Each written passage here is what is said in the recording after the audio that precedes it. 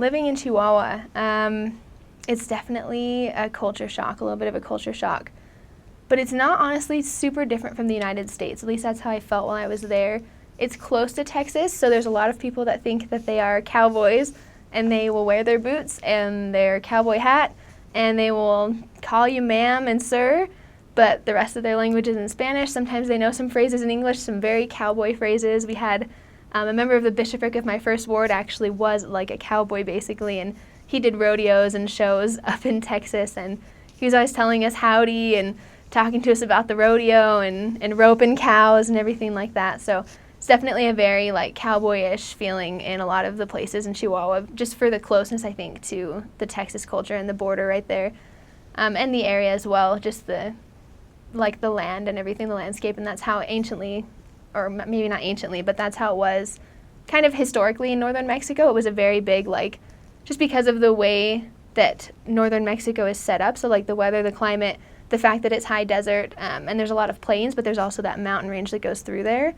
There's been a lot of like cowboys, there's been a lot of ranches, so like ranches are a very big thing in Chihuahua, especially in the northern part of the state that was outside of our mission. There's like that whole, all of the Mormon colonies, and like there's also like colonies of German people that are called Mennonites. So a lot of people would think that us as sister missionaries, that we were Mennonites, especially if we look even slightly German. So there's that whole culture of like cowboyism, you know, Mennonites, you know, the Mormon colonies. So there's a lot to do with church history and just like even just the weather and the state itself and how it's formed the people around it. Shopping in Mexico, in Chihuahua at least, is you know, pretty normal experience. Our grocery shopping every week would just be walk to the grocery store, take the bus to the nearest grocery store, or there'd be like supermarkets, al super, or there'd be like, you know, little corner stores, which is not the most cost effective, so we would tend to go to the bigger grocery stores. There are American stores, there's like Walmart and things like that, but sometimes they're not in your area, so we would just stick to the things that were kind of in our area boundaries. But it was, you know, everything's kind of cheaper down there, so like when I arrived on my mission, the peso, so that it was 12.50 pesos per every dollar. And then when I left my mission, I think it was up to 15 pesos per dollar. So your dollar got you more towards the end of my mission, if that makes sense. So I could buy more with, you know, 15 pesos than I could with the other ones. A bus pass would be about 6 pesos a ride if you rode once in an hour, and then if you rode a second time that hour, it was like half the price, and if you rode a third time that hour, your third ride was free, which was kind of nice because we used the bus a lot in the capital city. So we would take the bus to go shopping. We would take the bus to appointments, to meetings, to church events, you know, anything that was too far for us to walk, which basically was if it took about 45 minutes or longer to walk, then we would take the bus to it.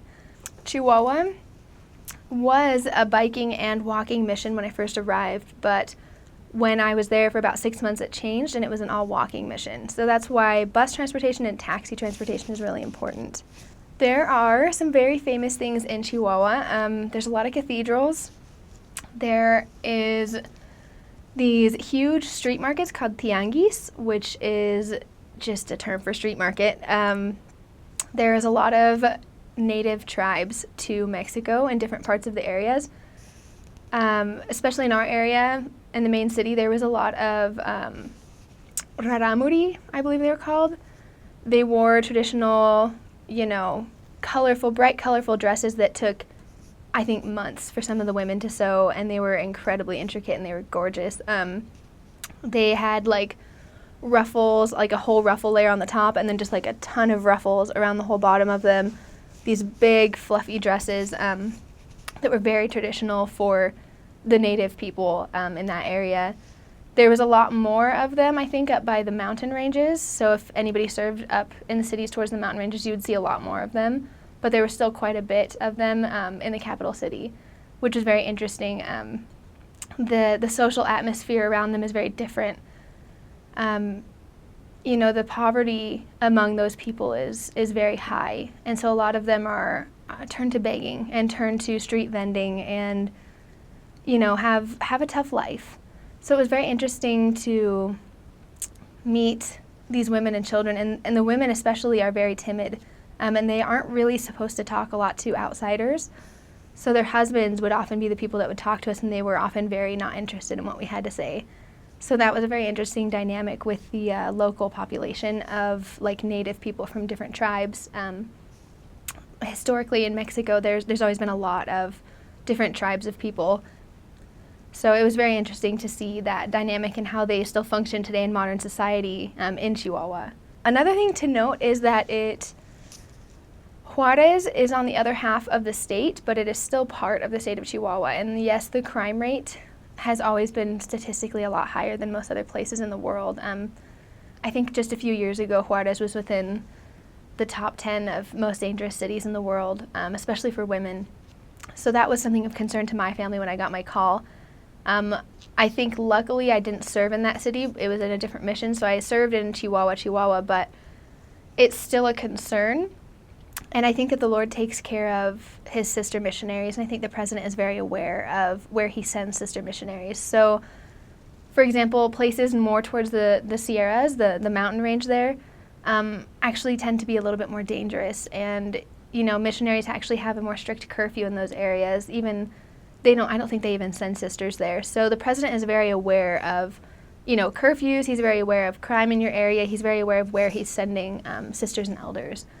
And even like the border towns, he would only send usually elders there because there's a lot more crime along the border between the United States and Mexico than there is farther into the state. So that's another important thing to note, that your president will definitely be guided by the Spirit. He will definitely not send you anywhere that is not safe for you to go. And I mean, the Lord would not have opened the mission to American sisters or sisters in general if it were not safe for us. So that was kind of comforting to know. If you are following the mission rules, if you are being, the best missionary that you can be, if you're making sure that you're following the Spirit, it will definitely lead you where you need to be going and keep you safe.